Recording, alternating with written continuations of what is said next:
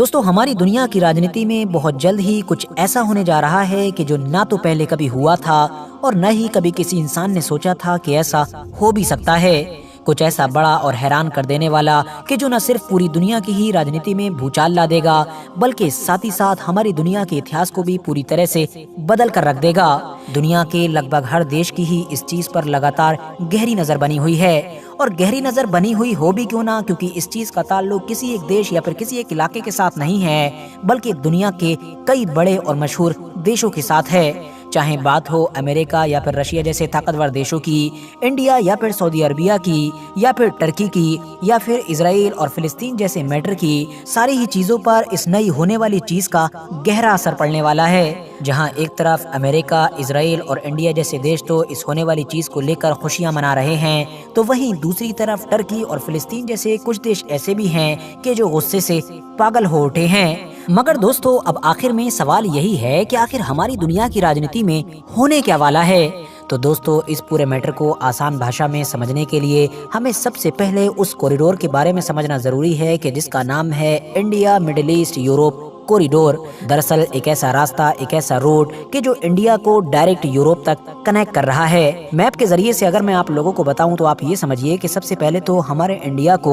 UAE یعنی کہ United عرب Emirates کے ساتھ پانی کے جہاز کے ذریعے سے کنیکٹ کیا جائے گا۔ پھر UAE سے ٹرین کی پٹریاں بچھائی جائیں گی کہ جو پٹری پہلے تو سعودی عربیہ میں جائے گی، پورے سعودی عربیہ کو کراس کرتے ہوئے پھر جارڈن میں جائے گی، پھر جارڈن سے اسرائیل میں انٹر کرے گی، اور پھر اسرائیل میں جو حیفا پورٹ ہے اس پورٹ کو بھی ڈائریکٹ یوروپ میں موجود جو گریس دیش ہے اس سے سمندری جہازوں کے ذریعے سے کنیکٹ کر دیا جائے گا۔ اس طرح سے انڈیا عرب کنٹریز اور اسرائیل کی مدد سے ڈائریکٹ یوروپ سے کنیکٹ ہو جائے گا۔ یہ جو راستہ ہے یہ مینلی ٹریڈنگ کے لیے بنایا گیا ہے، مطلب انڈیا کو اب اگر کوئی بھی سامان خریدنا ہے یا بیچنا ہے یوروپ کے کسی بھی دیش کو تو وہ کام بہت آسانی کے ساتھ کیا جا سکے گا۔ صرف انڈیا ہی نہیں، اس پورے پروجیکٹ میں جتنے بھی دیش ہیں وہ ان سارے ہی دیشوں کے ساتھ اب بڑی آسانی کے ساتھ اس راستے کی مدد سے ویاپار کر سکیں گے۔ صرف ویاپار ہی نہیں بلکہ اس روٹ کی مدد سے فیوچر میں اور بھی بہت سارے کام کیے جائیں گے کہ جن کے بارے میں آلریڈی ڈسکس کر لیا گیا ہے۔ دوستو مڈل ایسٹ میں موجود عرب دیش، اسرائیل یا پھر یوروپ میں جتنے بھی چھوٹے بڑے دیش ہیں ان سب کے لیے تو یہ پروجیکٹ فائدہ مند ثابت ہوگا ہی،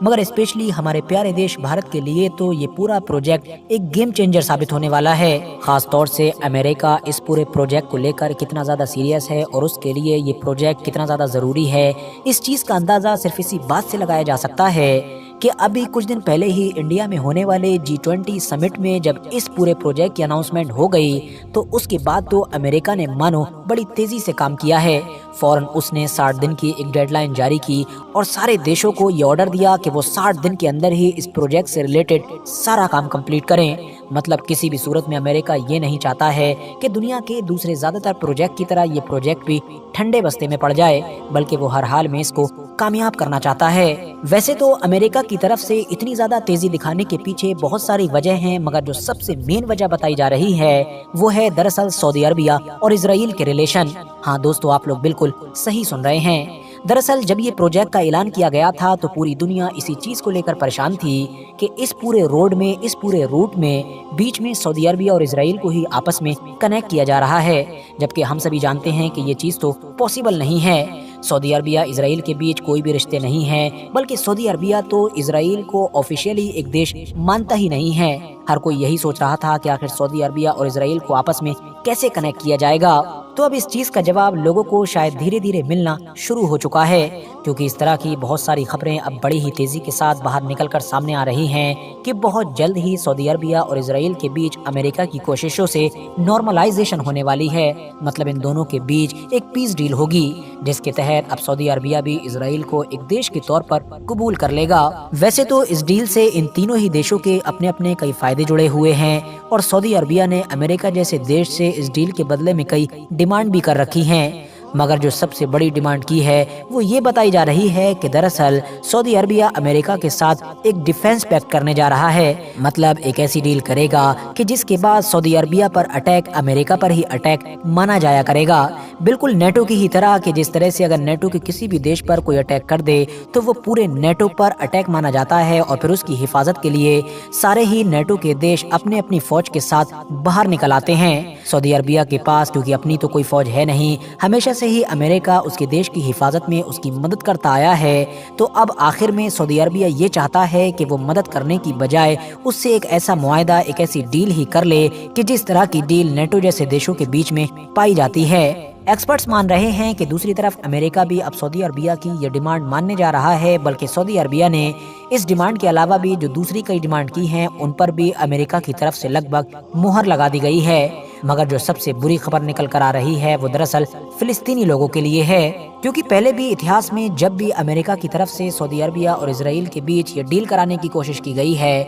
हमेशा सऊदी अरबिया की तरफ से जो कई डिमांड्स रखी जाती थी उनमें सबसे पहली और सबसे बड़ी डिमांड यही होती थी कि 2 स्टेट सॉल्यूशन पर अमल किया जाए, मतलब फिलिस्तीन को भी दुनिया के दूसरे देशों की तरह एक आज़ाद और स्टेबल देश बनाया जाए। अब क्योंकि इजराइल इस चीज़ पर राजी होता नहीं था तो ये डील भी कभी सक्सेसफुल नहीं हो पाती थी। मगर इस बार चाहे द यरूशलेम पोस्ट जैसे इजराइल के ही कई मीडिया हाउसेस हों या फिर अमेरिका की भी कई मीडिया एजेंसीज हों, सभी लगातार इस तरह की खबरें दिखा रहे हैं कि अंदरूनी तौर पर इस बार सऊदी अरबिया 2 स्टेट सॉल्यूशन वाली शर्त के बगैर ही समझौता करने के लिए तैयार हो गया है। मतलब फिलिस्तीन को जो एक अलग आज़ाद देश बनाने की वो हमेशा डिमांड करा करता था, उसके बगैर ही इस बार वो समझौता करने के लिए तैयार हो गया है। यकीनी तौर पर अगर ये सब कुछ सच साबित होता है तो ये न सिर्फ फिलिस्तीनी लोगों के लिए ही बल्कि पूरी मुस्लिम दुनिया के लिए ही हैरान कर देने वाला होगा। हालांकि दोस्तों, इन सारी चीजों को लेकर अभी सऊदी अरबिया की तरफ से ज्यादा कुछ क्लियर नहीं किया गया है। कभी कभी तो इस तरह के बयान आते हैं कि मानो वो लोग ये कहने की कोशिश कर रहे हैं कि फिलिस्तीन के सॉल्यूशन के बगैर तो इजराइल से बात हो ही नहीं सकती है, मगर कभी कभी तो इन सारे इल्जामों पर खामोशी भी इख्तियार कर लेते हैं। फिलहाल मुझे उम्मीद है कि अगले सिर्फ कुछ दिनों के अंदर ही इस डील से रिलेटेड सब कुछ हमारे सामने खुलकर सामने आ जाएगा। अब अगर दोस्तों हम वापस आए India, middle east, Europe corridor पर, तो मैं आपको बता दूं कि इस प्रोजेक्ट से इजराइल तो बहुत ज्यादा खुश है। खुश होने वाली बात भी है क्योंकि वो एक तीर से ही कई निशाने लगा रहा है। उसको इतने बड़े प्रोजेक्ट में शामिल होने का मौका तो मिला ही, साथ ही साथ इस प्रोजेक्ट के बहाने अब उसकी इजराइल से वो पीस डील भी हो जाएगी कि जिसकी वो पिछले कई सालों से कोशिशें करता रहता था। इसके अलावा दोस्तों, चाहे हमारा प्यारा देश भारत हो, मिडिल ईस्ट में मौजूद अरब देश हो, यूरोप में मौजूद सभी छोटे बड़े देश हों, वो सारे ही इस प्रोजेक्ट से बहुत ज्यादा खुश हैं क्योंकि उनको इस प्रोजेक्ट से बहुत बड़ा फायदा होने वाला है। मगर इस प्रोजेक्ट से अगर कोई परेशान है और अगर कोई सबसे ज्यादा गुस्से में है तो वो देश है टर्की। हाँ दोस्तों, टर्की ही वो देश है कि जो उस वक्त से ही लगातार बहुत ज्यादा परेशानी में नजर आ रहा है कि जब से इस पूरे प्रोजेक्ट की अनाउंसमेंट हुई है। वजह यह है कि क्योंकि चाहे बात कर ली जाए आज की या फिर बात कर ली जाए इतिहास में पिछले 500-600 साल पुरानी, हमेशा से ही टर्की को लोकेशन के एंगल से दुनिया का सबसे अच्छा देश माना जाता था। क्योंकि अगर आप लोग मैप में भी देखेंगे तो ये एशिया और यूरोप के बीच एक पुल का काम करता है। मतलब हमेशा से ही ये एशिया को यूरोप से कनेक्ट करने का काम करता रहा है। चाहे एशिया और यूरोप के बीच व्यापार करना हो या इस तरह के दूसरे काम करना हो, हमेशा दुनिया के दूसरे इलाकों में रहने वाले लोग, दुनिया के दूसरे लोग टर्की की जरूरत जरूर महसूस करते हैं। मगर ये जो नया कॉरिडोर है, ये जो नया प्रोजेक्ट है, ये फ्यूचर में बहुत जल्द ही दुनिया के सबसे कीमती और सबसे इम्पोर्टेंट रास्तों में से एक रास्ता बन जाएगा। दुनिया का ज्यादातर बिजनेस इसी रास्ते से हुआ करेगा। मगर उसके बावजूद भी इस प्रोजेक्ट से टर्की को पूरी तरह से इग्नोर कर दिया गया है और उसको दूर रखा गया है, जो टर्की के लिए यकीनी तौर पर बहुत दुखदायक चीज है। पिछले कुछ सालों का भी अगर आप लोग इतिहास उठाकर देखोगे तो हमारी दुनिया में इस तरह के जितने भी रूट बनाए गए हैं व्यापार के लिए,